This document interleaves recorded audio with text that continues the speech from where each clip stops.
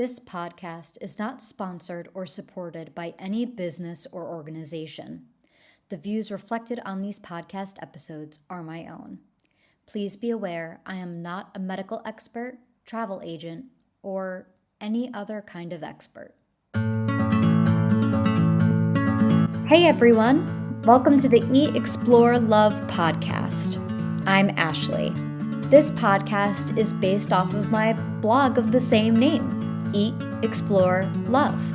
It talks about the unique challenges in traveling around the world when you have celiac disease. Due to sort of popular demand, I decided to also record a podcast to delve a little deeper into my travels and the lessons learned along the way.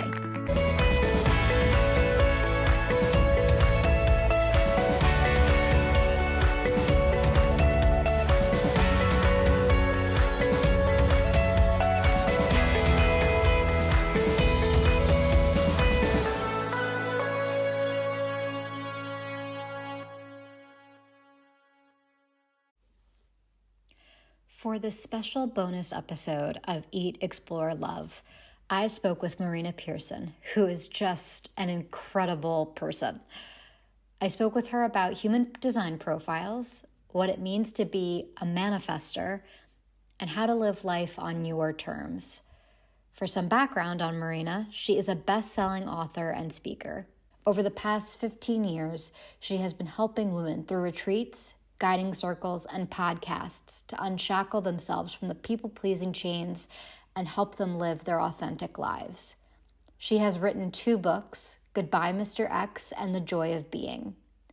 Her work has also been supported by Marie Claire, New Magazine, Best, Sky TV, The Guardian, and This Morning, to name a few. I hope you enjoy listening to this conversation as much as I loved being part of it.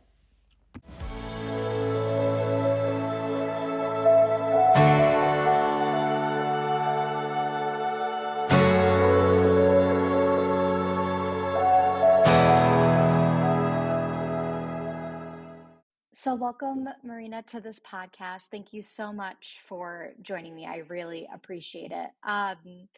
In reading up on you and listening to other podcasts that you've done, something that I found interesting is that you identify as a manifestor human design profile. And just for me and my ignorance and for my listeners, what does that mean?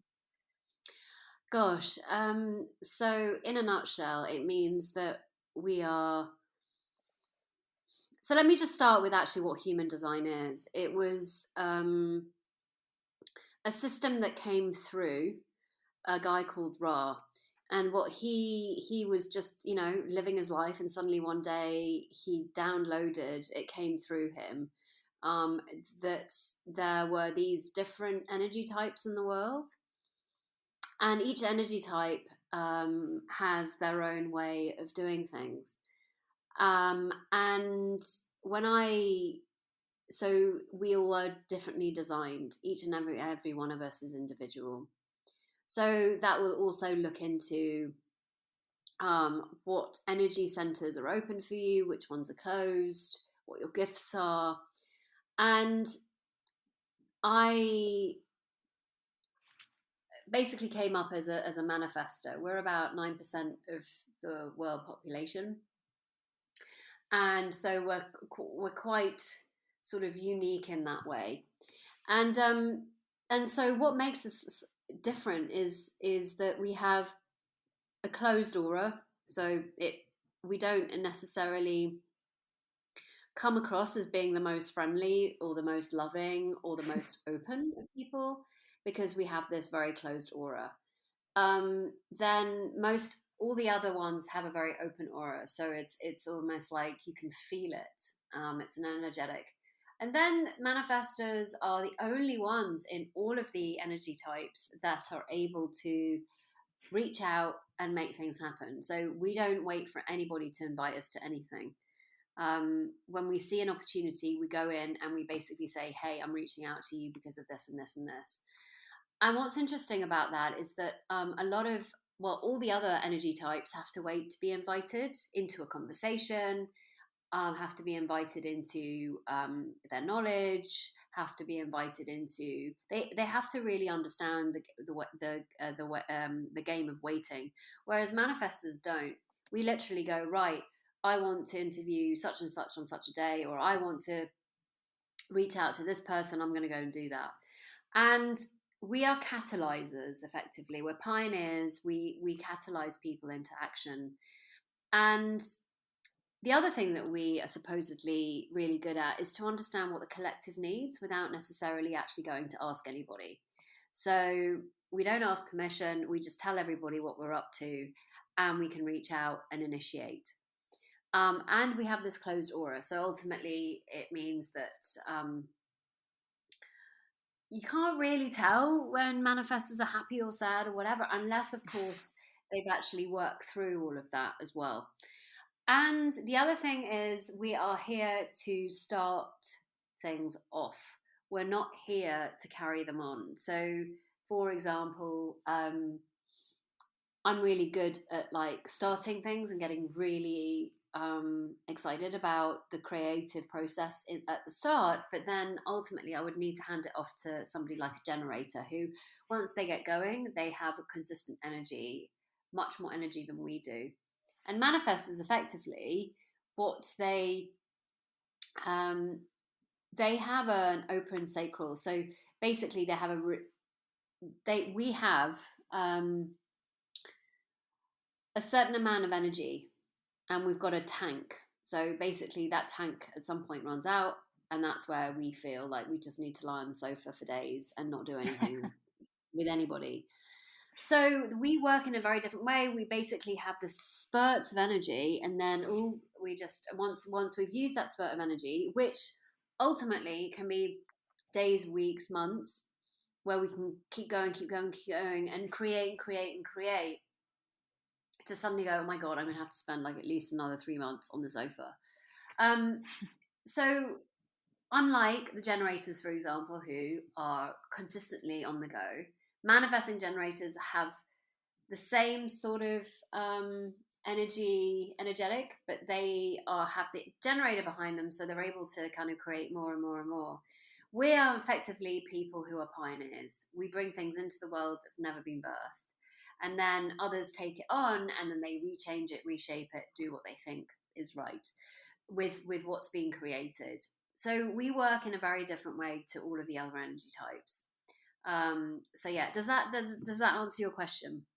Absolutely. And is there like, this is such a lame comparison, but if I wanted to find out which Harry Potter house I was in, I could go and take an online quiz and they'd be like, you're Gryffindor, you're Slytherin. Is there an Cool. equivalent of an online quiz Yeah, where yeah, someone wanted there to find is. out? Yeah, so you just put human design chart in Google and loads of them will come up. So if somebody wants to do that, they can go just ahead and do that. So yeah.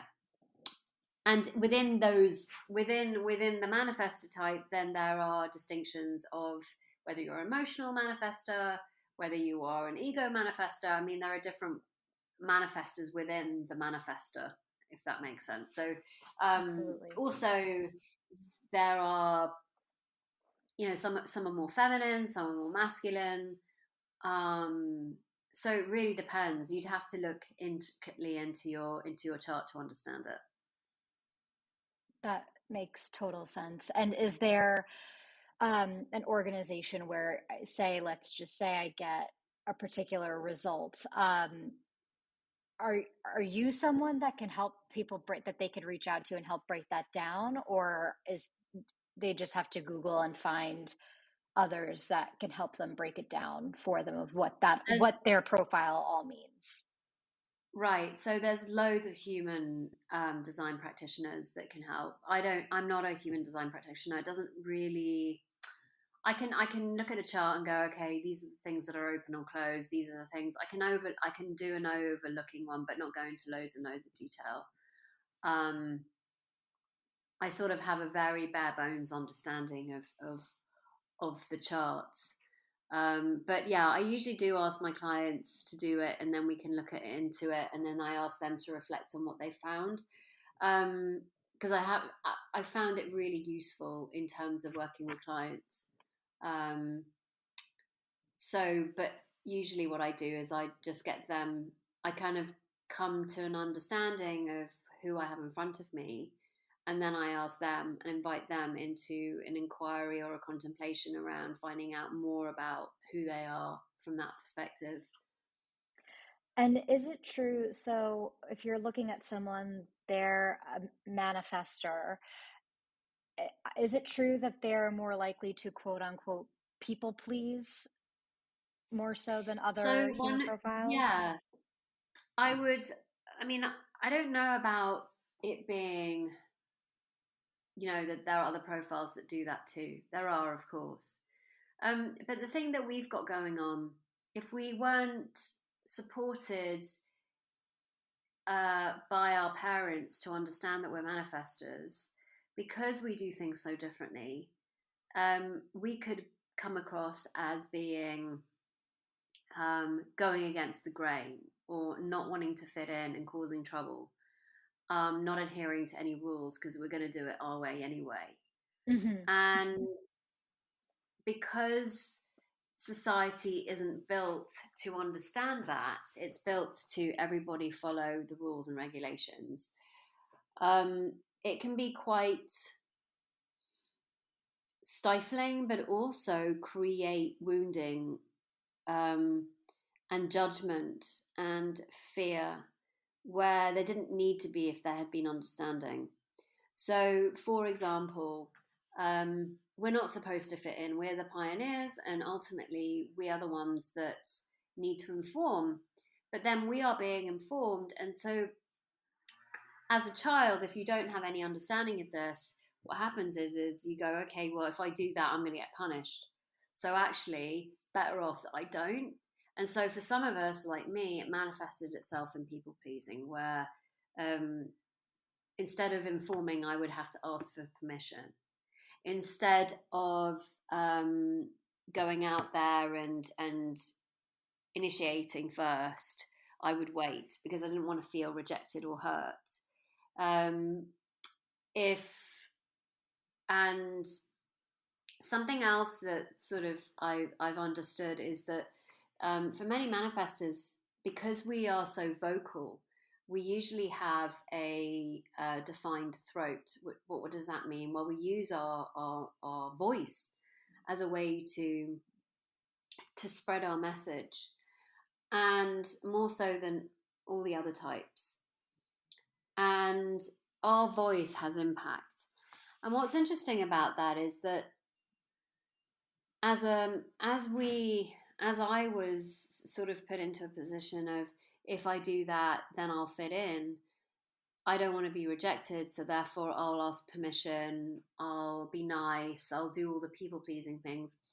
Um, with that, you lose sight of your voice, because ultimately, as Hmm. far as I've really sort of gleaned from working with clients and my own story, is that when we go into the people pleasing, we tend not to say what we feel. We tend not to say what we want. We tend not to say that we don't like, or, that putting the boundaries in place of what's not okay for us, or speaking up and speaking out. So what happens is that now becomes a wound, and ultimately within that, then you you start to live in a place of resentment. You start to live in a place of either resentment or reactivity. Um, and you lose sight of the love that was already there. So it's quite easy in the society that we live in that if you don't understand that you're a manifestor, you start judging yourself for being so different. You start wondering why you don't fit in. You start wondering why it feels so difficult to that it just feels difficult. It feels difficult. Well, we're not supposed to fit in. And I think that's normally a clue, which is like I live a life now where I live it authentically through who I really am. And I don't have a proper job, as people would say, call it.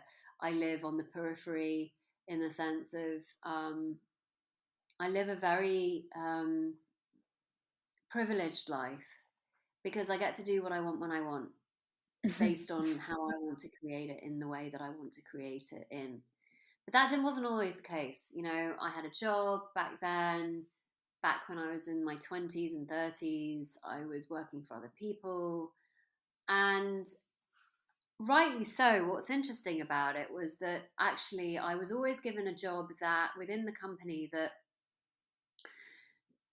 was kind of on my own. Like they'd just give me a department, or, you know, usually I didn't work for big companies, but they would just let me just get on with it. And that Mhm. was very, very, very me. And I flourished in that environment. But if I had to be micromanaged, it just didn't work, and I wouldn't really last for a very long time in the organization. So what I realized was that I wasn't supposed to be micromanaged, and I wasn't supposed to live my life like everybody else. Um, but I've only really sort of come to understand this over the last 5 years, really understanding my profile. Um, because I had to, while I pretty much, you know, I've traveled a lot around the world, and I've been a really free spirit. Most manifestors are. They don't do things, generally speaking, when you are, you know, living out your human design like others do. But I was constantly having to go against judgment, constantly going against people not understanding me, because I wouldn't inform. So by not informing, people just assume. And if they assume, a lot of the time they judge based on where they're at on their journey.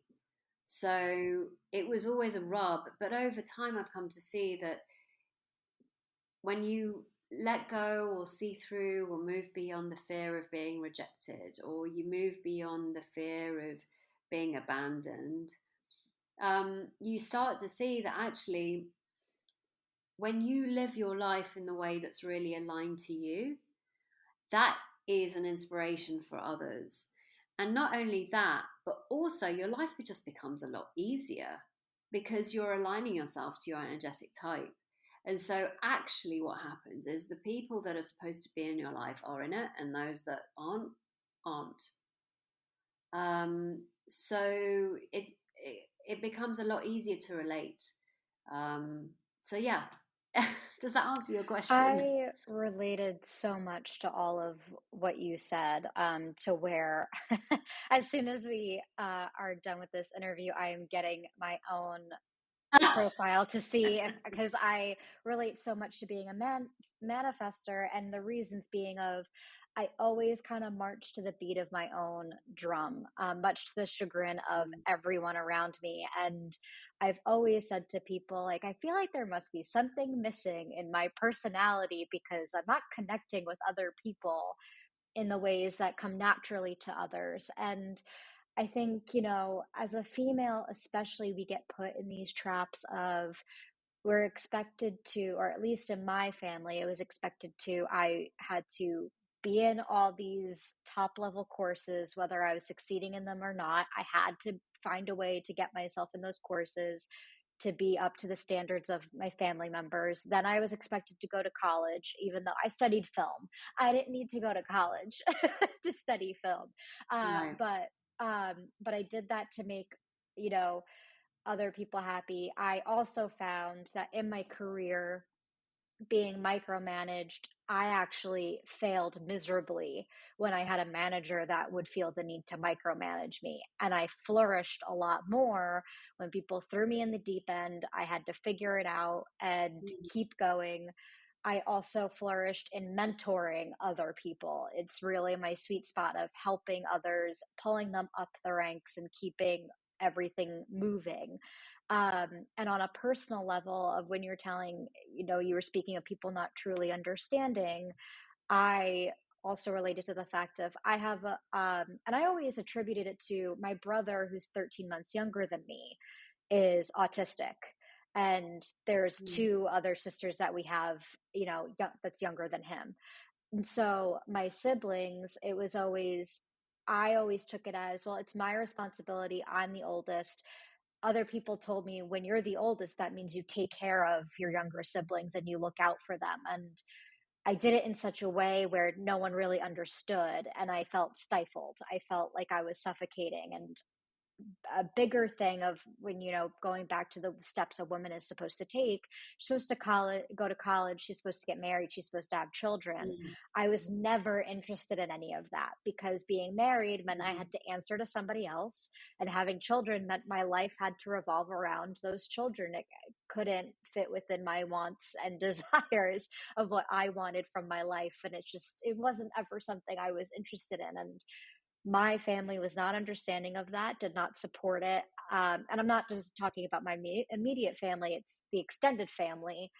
We all grew up within 5 minutes of each other. So I did not function well in that. And I got very depressed for a long time. And the first time where I went and just lived life on my terms as I wanted to is I picked up and moved to Europe, which is what I'm in the process of doing now. And unfortunately, circumstances mean I have to move back at the end of next month. And I'm dreading it because I haven't fully fleshed out all those things.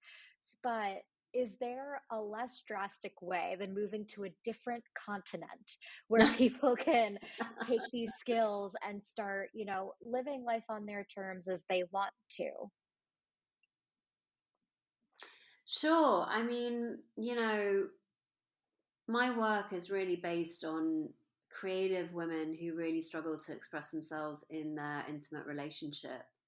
But that can also mean how it is in their family dynamic too, because ultimately it was born there anyway. And, um, you know, what's interesting is that when you don't know and you start to judge yourself, it's very easy for others to do the same because you're in a very, it's almost like you're not owning your own power. Right, And depending on your journey, I mean, my journey definitely was one of having to really sort of inform my family what I was up to. But I was always seen as a bit of the mad younger sister that was doing crazy stuff that nobody else in the family could really understand. And I have a 3-5 in my profile. So the within the manifestor type, you also have um, different jobs within the collective. And mine is the 3 is the experimenter, it's the adventurer, it's the one that goes out and has to go through making lots and lots of mistakes, um, to really embody them and then come back to the collective and say, well, this is what I found out by doing this. This doesn't work, but this does work. This is what I've learned from this experience, and now I'm sharing it with you. And then the five is the one that is able to find, um, is put up on a pedestal. So imagine, as a people pleaser, which I used to be, um, people used to come to me and be like, "Wow, you're amazing! You're so inspiring," and have all these crazy expectations of you because you're really good. As a 5, we're effectively really good at solving problems. So luckily, the combination works. It's like, oh my god, I've made ton of mistakes, but I've got a 5 in my profile, so basically I can solve it. Right? I can get myself out of that one. hmm And that's inspiring to people. They're like, oh, she's able to fix shit. She's able to fix my problem. right, So I'm going to come. And ultimately, what happens is when you don't turn out to be what they expect, guess what? They reject you. They right, judge you. They reject you. You're no longer part of their tribe. And, that's a tough one to take for somebody that's like appealing to the outside world and going, right, please love me. And thinking that your safety and the love and your approval needs to be given to you by somebody else, when in actual fact it needs to be given by you always. So when the irony of all of this is when you actually stop caring about what others think, which has been my long journey, which is like I used to care too much. And I think in some part it's very human Right. to actually have this quality, you know? You want to do right by people. It's a very endearing Yeah, quality. yeah, I feel that way as well, But where, yeah, but there's a part to it that's a shadow. So ultimately there is caring about what other people think and wanting their opinions. And then there is to live in fear of those opinions, right? So right. I think you can take on somebody's opinion and listen to it and go, well, that's interesting. I hear you, and I'm going to take it on board or not.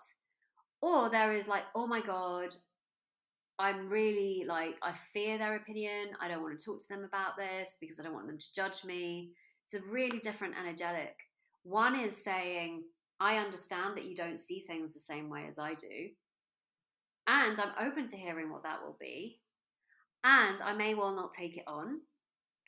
And the other one is, please love me, please love me, please love me. But if you don't, then I'm going to get really upset. So therefore, I'm probably just going to live out somebody else's life because I don't want you to judge me. So it's very Do two you different find energetic. Mm. being able to communicate that with other people?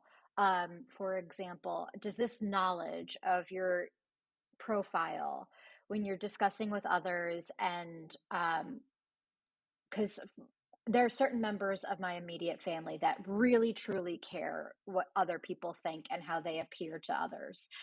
I don't really care as much about what other people think about my life choices. I just don't like dealing with the irritation of that comes with them vocalizing their opinions. So it's it's I don't live my life of, I don't wear makeup, I don't do my hair, I don't wear the appropriate clothing, and I don't care that people don't like that.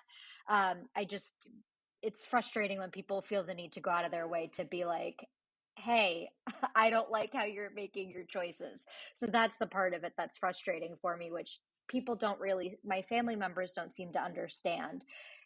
They also don't understand how I process information.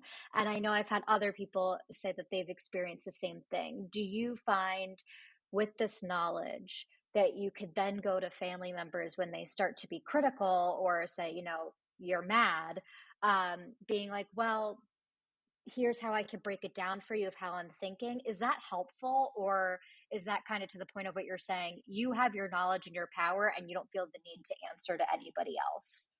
That was multiple questions in one shot, so I apologize. But And now I've got to remember them. Um, so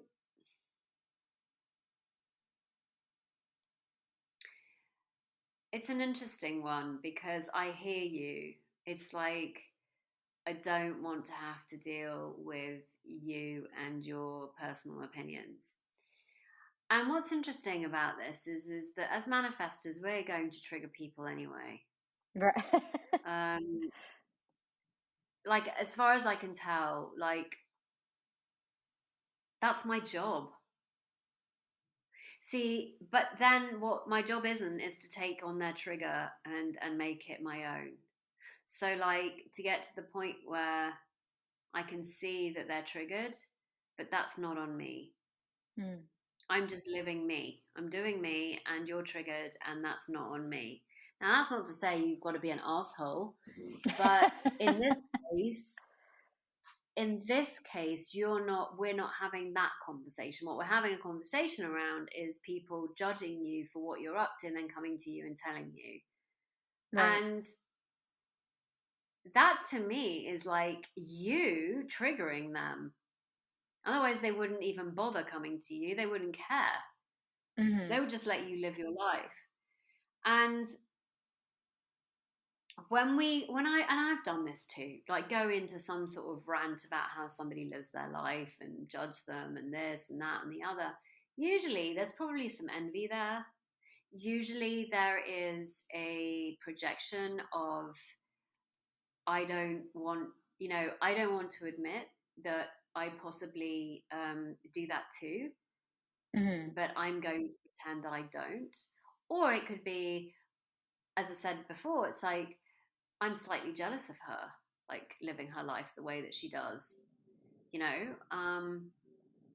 So it's really about unpacking that for them, but that's not on you, right? Right. Now, so there's that. Then there is, if you want to unpack it for them, where is that coming from for you?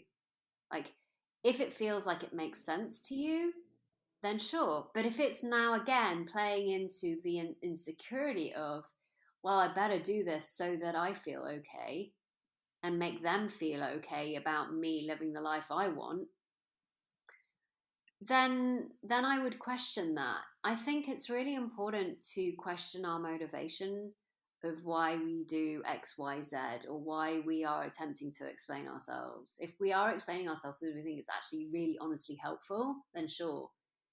But then there is the sort of subtle shadow side, which is to say, if I unpack this for them, then they won't feel so bad, and then I won't have to deal with them.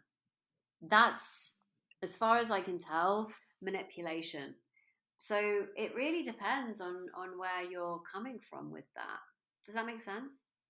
Absolutely. Absolutely. Is there a recommendation that you have for folks that are maybe trying to set boundaries with other people in their lives? Because, we all come a better question before we get to that. Are these profiles fluid in nature, or it's you were born this way, you're always going to be this way, and it's on you to work that out and to understand it and to be able to march forward? So if I say I get a manifestor result, is there any point in time in my life where I become a different, I believe you said generator was the other type of human profile that you could be?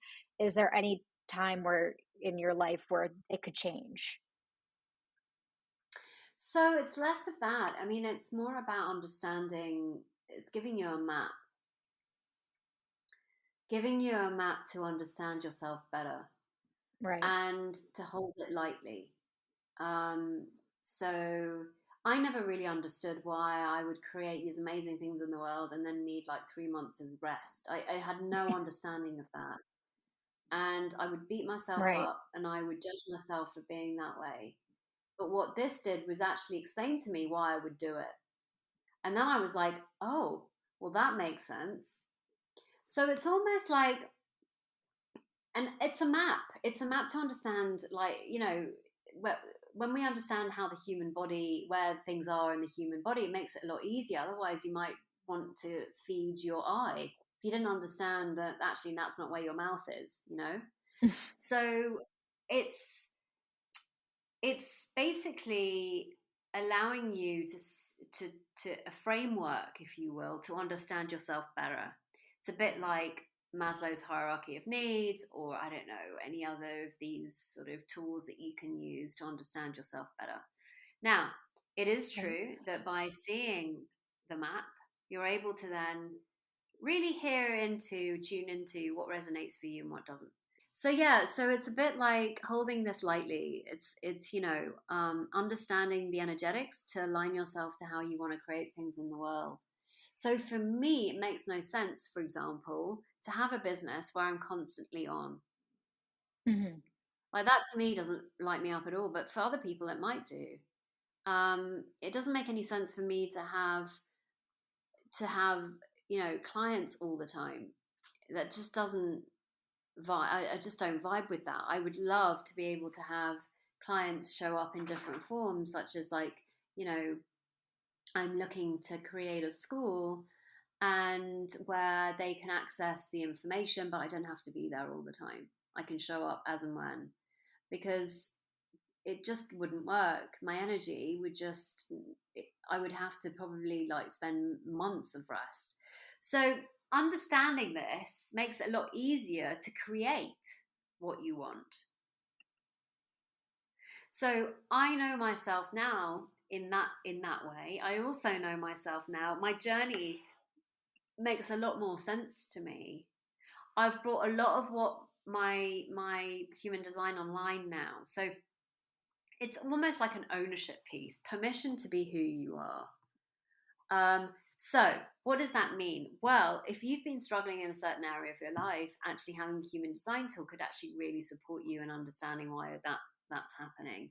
The other thing I've looked at are gene keys, which are actually related to both of the human design as well as astrology, as well as the I Ching and everything else. So the gene keys is also a really great tool. Um, but in terms of just identifying where you are on the map, it's a really great tool. And once again, you are more than your energy type. You know, if you go into the duality perspective, non-duality perspective, sorry, um, we're all one.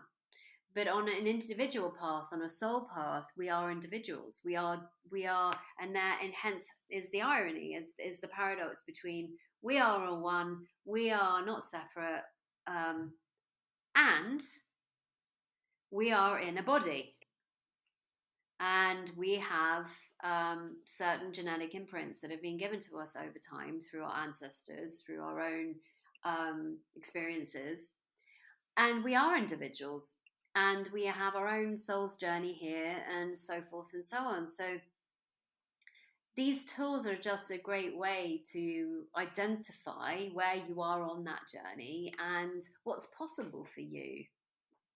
Thank you for breaking all of this down because it's it's funny. This was the conversation that I needed at just the right time. Um, so Isn't that always the way? yes, yes, exactly. So if someone, this is a conversation I have with my friends all the time. If there are people in our lives, because I think setting boundaries with other people is whether you're a manifestor or any other type of human profile, right? Because I'm sure certain profiles gel with other better with others. Um, but if we're coming across a way of needing to set boundaries, what are the first pieces of advice or the first steps that someone would need to take?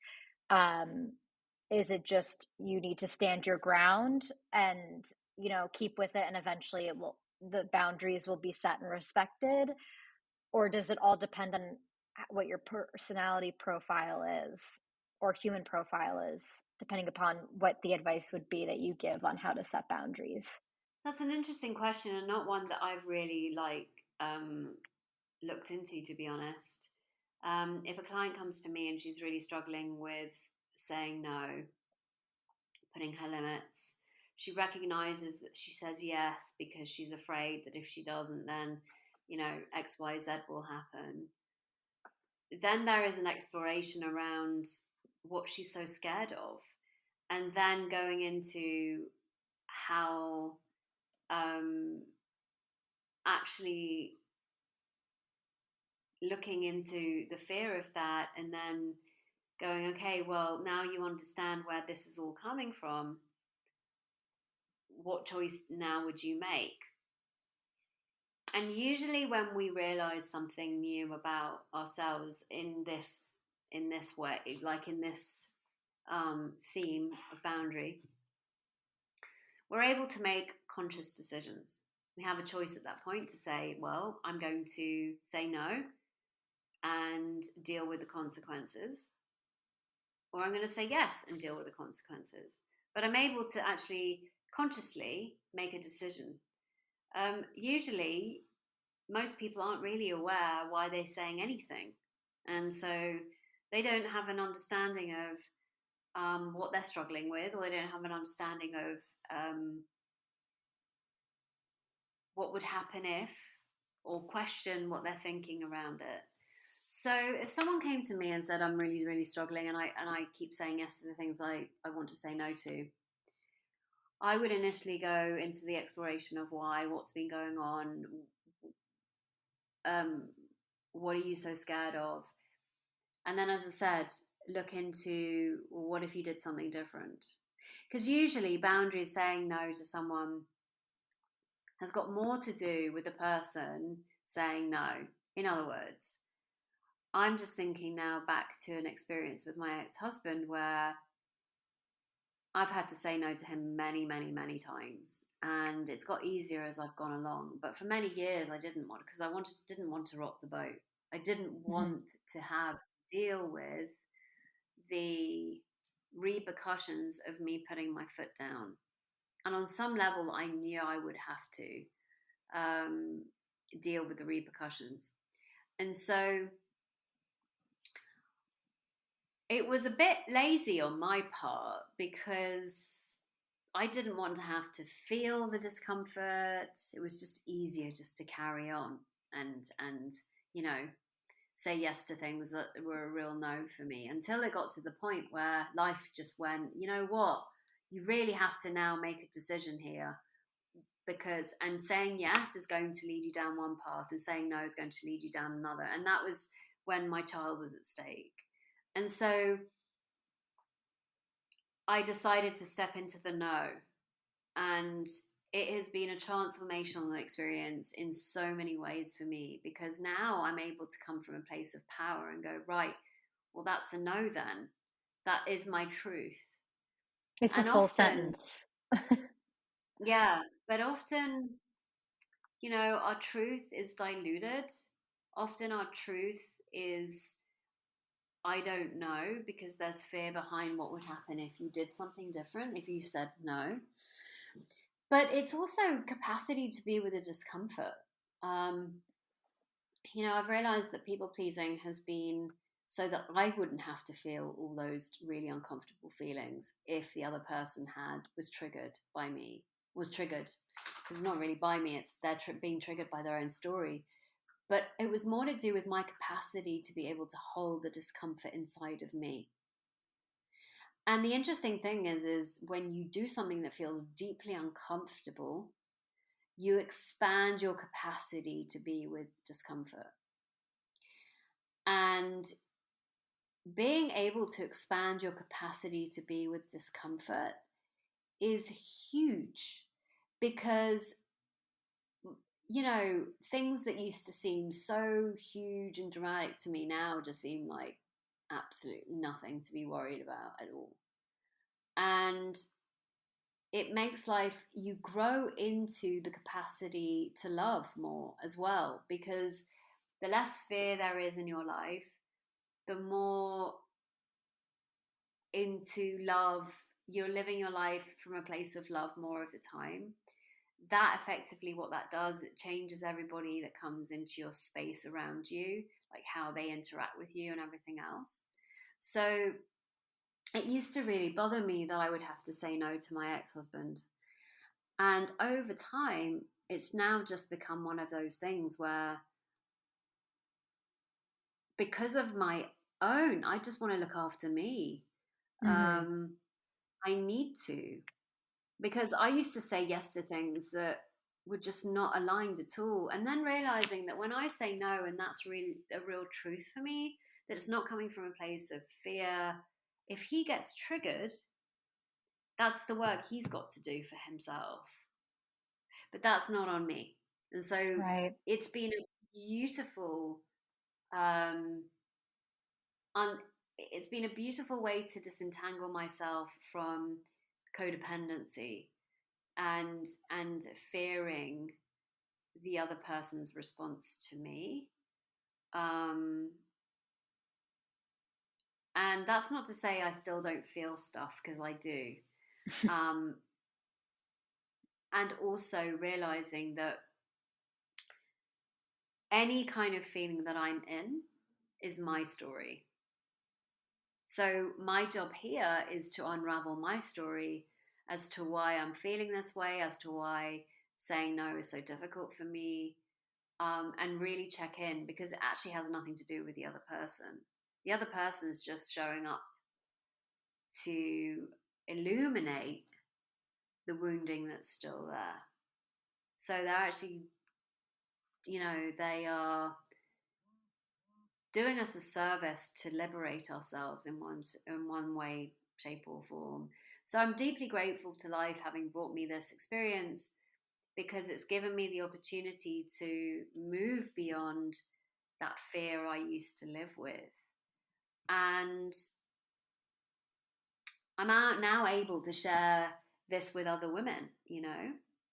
Absolutely. My last long form question, I guess, because I do a set of rapid fire esque questions at the end Okay. of every episode that I do. But my last question for you is, um, we talked about this before we started recording, but I have a lot of friends that say, "Oh, I wish I could do what you're doing of just going and traveling." And they have so many fears. Is the advice similar to the setting of the boundaries of you just have to figure out why it is that you feel that you can't have that of going and traveling the world if you want to, and then realizing you can step into that adventure if you want to? Or do you have, it's basically the question of, manifesting what they truly want versus what they think they want to. I wanted to tie that into that question as well. They may truly want to go and travel, but they may think they want to, I don't know.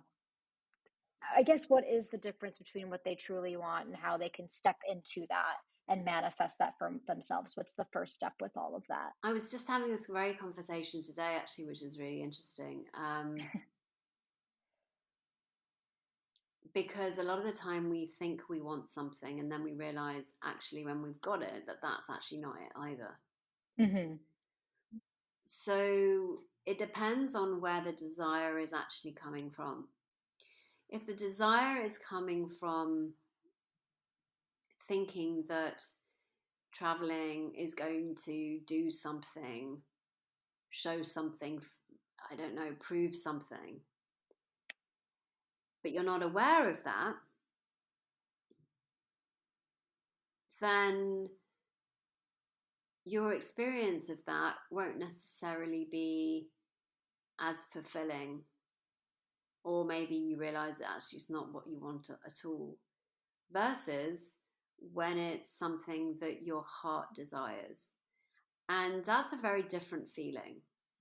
For me, the difference is between what, I can imagine like, well, I'm going to go off now and prove to everybody that I can do this. I can travel around the world, or because she did it, then I'm going to do it too. But it's not Hmm. coming from that place of inspiration. And so it's really about getting clear on what your desire actually is. And a lot of the time, our deep desires are covered up with excuses. They're covered up with, I couldn't do that. That's just not me. Look at me. I've got all of this going on. Um, there's no way I can take the time out. There's no way that I can, and what if, I did this and then what? There's that all that chatter that gets thrown on top of this deep desire that then just gets buried. And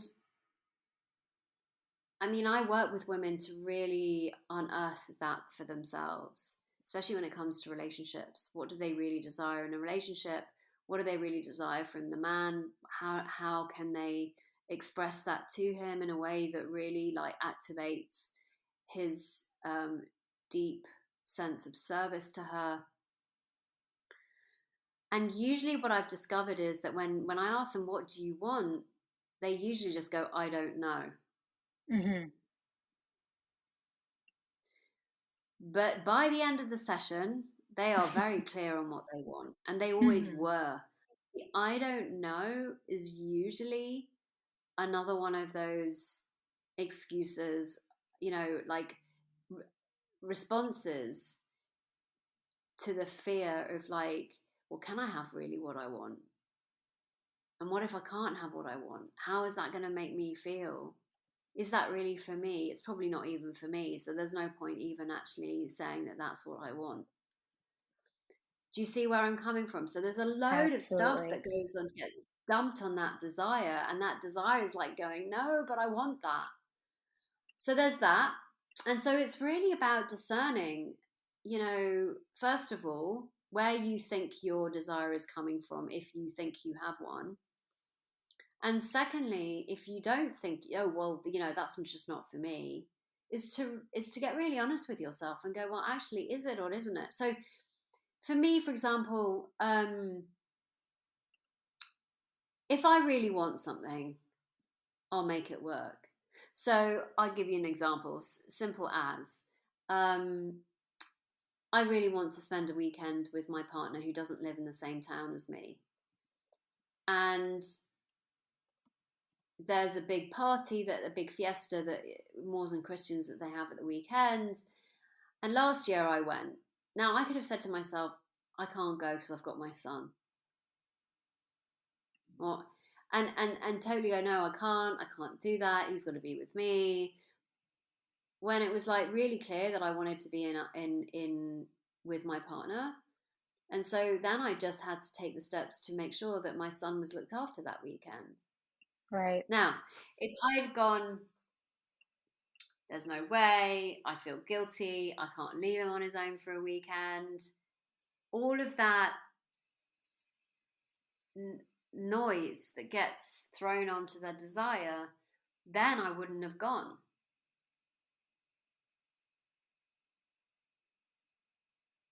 But I'm really like, I've got a, it's almost like a radar now. I'm really pretty fine tuned into those things for myself. Um, I've caught myself so many times when it comes to things like I really want I've hired a designer, an interior designer to come and for us together to create a really cool space in my space at home now. And in the past, I would have said, "Oh, I don't have the money. I can't do it. It's Hmm. going to be too much." And I was just like, "It's it's a desire I have, so I will just manifest it somehow." And so what I've Right. realized is that to get really clear on, first of all, where your desire is coming from, and secondly, if you don't think you have that desire, is to actually spend time exploring, you know, those questions. As I said today, is just like, oh, those excuses because it's actually covering up fear or guilt Right. or yeah. Thank you so much. I know we're just about at our time. Do you mind if we do just a couple of rapid fire wrap up questions? Sure. Okay. And thank you, by the way, for all the information that you just laid out. It's giving me a lot to think about, and I'm sure for other people listening as well. So I very much appreciated it. This is the perfect conversation at the perfect time. So thank you. So for the wrap up questions, it's going to be in the vein of eat, explore, love, as the podcast title suggests. So, city where you've had the best food. Oh, city where I've had the best food. Interestingly enough, Vancouver. Ooh, okay. I haven't been there yet, so I'll have to add that to the list. Um, do you prefer a Mm, vacation that requires you to be active or relax? active. And city where you learned the most about yourself? What a great question. Wow. I've got quite a few cities I've lived in, so wow. It could be multiple cities if multiple cities have made that impact on you. Yeah, I would say Madrid. Madrid is one, London is another, I'm going to Munich. Madrid next week. I'm so excited. Oh, okay. Yeah. Oh, Me, really? yep. And London Yeah, is, I I would have say like those three three cities in. episodes. Yeah, I have like three episodes about London. So totally Nice. relate to you on that too. And then the last question I'll leave our listeners with, if anybody was inspired, which I'm sure they will be, and myself included, where can anybody find you and follow your advice, so to speak? So I'm on Facebook, and they can find me at Marina C. Pearson. Um, I'm also on Instagram at the Unshackled Woman. It's at the underscore unshackled underscore woman. And then Okay, they can also go to my website, which is marinapearson.com. perfect. Well, it was an absolute pleasure to speak with you, and I hope it was the same for you. I hope. Thank Yeah, you for no, spending this it hour. was really, yeah, no, it was brilliant. I didn't really know what to expect, Ashley. So, yeah, it was really fun. Thank you so Thank much, you. Marina, and hope to chat with you at another time. Thank you.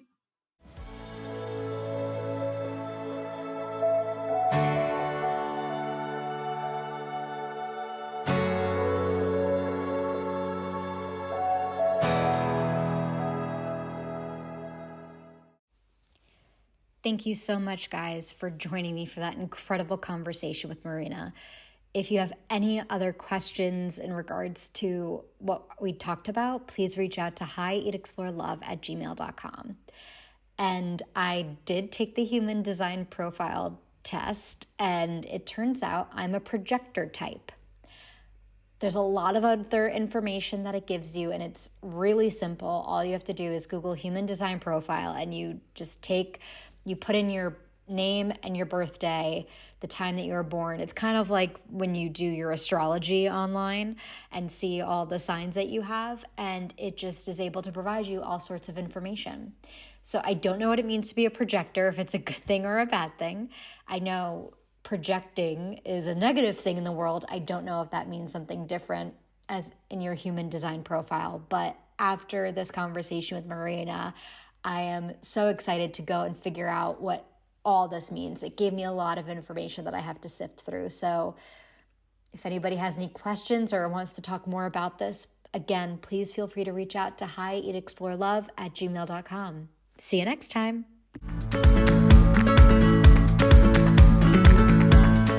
Thank you for joining me this week for all the fun journeys and lessons learned on my big adventure called life.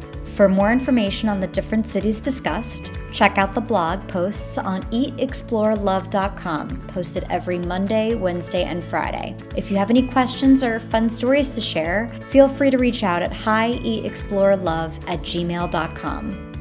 Until next week, remember to eat well, explore the world, and love yourself. See you next time. This episode is produced, scripted, and edited by me, Ashley.